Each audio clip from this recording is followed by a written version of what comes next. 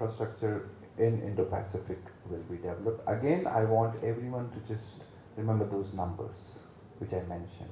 That's why to the discussion, when we're talking about infrastructure build-ups, we're talking about economies and economic order. Here also, I think it's important to see why the Quad has been so powerful and so important. I mean, many of you are sort of younger members of the field right now, but for conversations happening about the Indo-Pacific right now were not the case maybe 10 years back. And in that respect, a major role that the Quad has played has been about bringing concepts like FOIP, or free and open and resilient and inclusive. These are not just words and adjectives.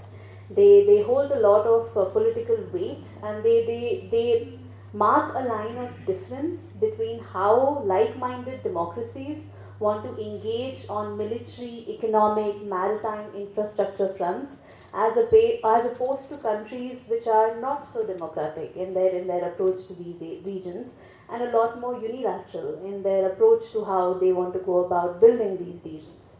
Now, when you talk about engagements like with FOIP, you take the example of the ASEAN outlook on the Indo-Pacific. Without the Quad, the usage of the term itself, free and open Indo-Pacific, would not have made its way into the ASEAN Code of Conduct negotiations, as well as the outlook itself on the Indo-Pacific. Even when we talk about countries like China and Russia that do not accept the terminology itself of the Indo-Pacific, the terms that the Indo-Pacific countries vouch for in terms of free and open, resilience, inclusivity, they have made their way into the diplo-speak of these countries as well in terms of counter-arguments and counter-responses. That holds a lot of power. And when we're talking about the economic order as well, there is a call for a shared economic vision that these countries are looking at. And then again, we're discussing China. Each of the 4 Quad countries looks at China with a very different lens. India is focused on the Indian Ocean region as well as the border, of course. But when we're looking at the Indo-Pacific, it's trade routes, it's the IOR, it's engagements with Pakistan. Japan is focused on the Taiwan Strait, on the East China Sea. US is balancing, spectrum all across. They have multiple facets to look at here. Australia is very focused on the Pacific Island states. Now, all these divergences come together when it comes to the Quad, allowing it to have something I like to call an adaptive bandwidth. And for that, we just have to look ahead to the initiatives that the Quad has now come up, especially.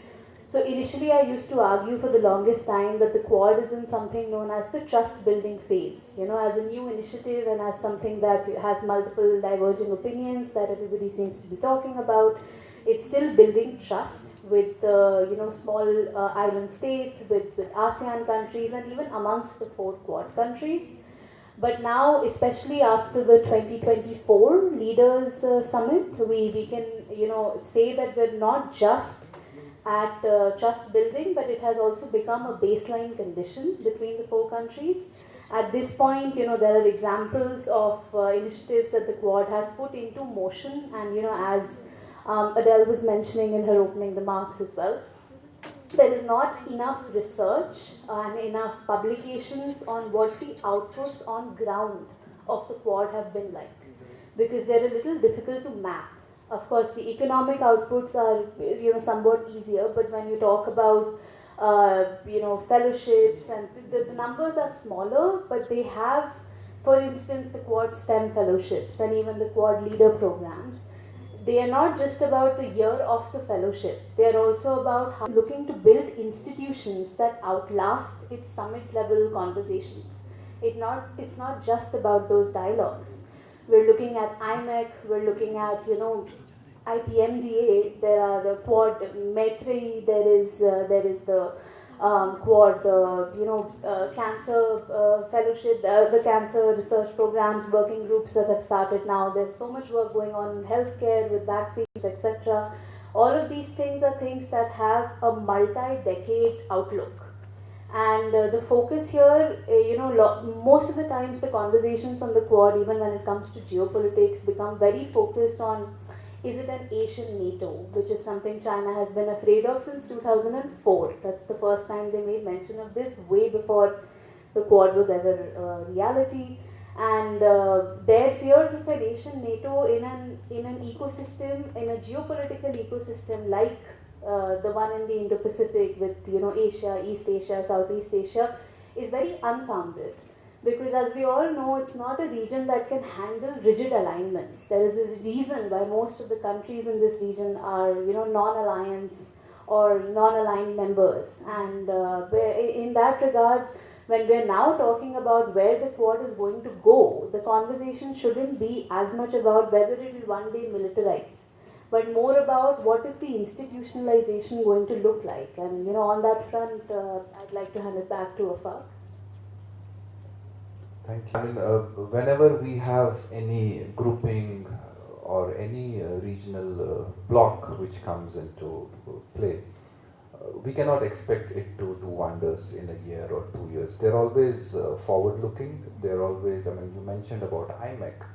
IMEC was finalized in October 2023, and within days we had war, and now very recently we have another new war coming up, Iran, Israel. So everything is at a pause. And these things come whenever we have to be, countries have to be patient. At some point, 10 years down the line, or what at some point, and it does not remain just something on paper. Because I've been researching on it for a few months now. I'll be coming out with a paper on that in a few months, because it apart from being a political answer to certain global corridors like BRI and all, it has some economic value in it. It will have some economic value in it in terms of cost savings, in terms of time savings.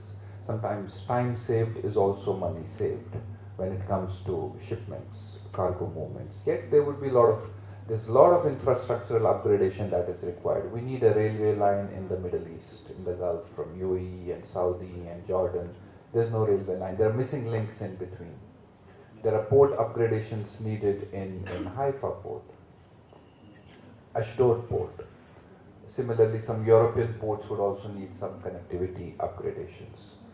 India, more or less, being the starting point in IMEC, is more or less there. We have Mundra port, we have GNPT, which is more or less infrastructurally pretty much strong to handle IMEC. But yes, the Middle East leg is the trickiest part, because it's not only about laying out the railway line, it's also about how do you move cargo at a cost efficient manner. When you go from a vessel, you're going from ship to rail to ship. So from Mumbai to Dubai, Jebel Ali, from Jebel Ali to Haifa, you're going in rail. From Haifa to Europe, you're again going in ship. It's not easy. Even, just to give a practical example, if I have to move a container from here to here, it's a cost. So it's going to be a lot of handling costs, a lot of challenges in that sense.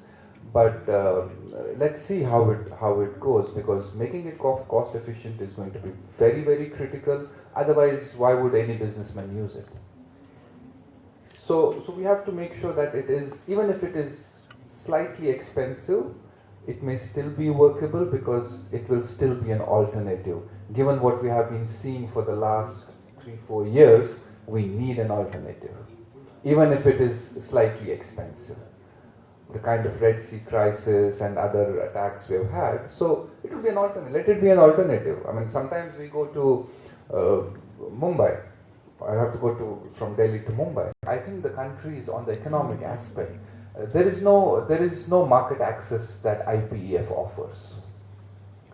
So what do countries do now? Why should they come together if there is no market access element into it? Because the countries already have free trade agreements, the countries are already part of various multilaterals. What is it that it will offer to them? So that's a bit of a thought that needs to be looked into.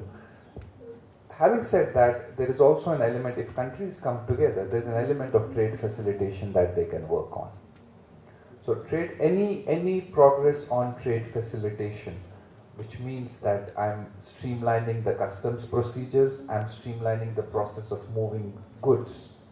Any progress on making it streamlined will help me in reduction of cost and reduction of time, which is big for when you're looking at trade volumes that we have spoken about, which is about 60-65% of global trade is passing through these waters. And if I'm able to make that streamlined, it will overall impact the global trade.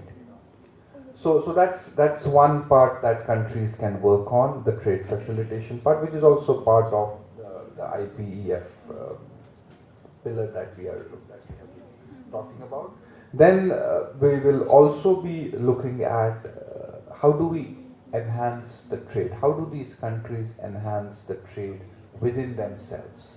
How does the dependency on China go down? Which is really difficult, which is not going to be easy. Given the scale, given the mechanization of Chinese manufacturing, it's going to be really difficult. But can there be something like we have been talking about, US has been talking about China plus one strategy, in terms of can India be there? For that also these trade facilitation measures are required. The ease of doing business measures are required. If India has to be that China plus one strategy. I've been interacting with different partner countries for India, where the challenges in bureaucracy, the challenges in ease of doing business, the challenges in regulations. Well, we are talking about navigating the Indo-Pacific when we're youth talking voices about China, on now, regional cooperation and normally, Quad especially in all navigating my the travels as part of Indo-Pacific that youth program voices on and regional externally as well, whenever cooperation I've and the engaged with Quad. colleagues across the world Thanks. on the Quad.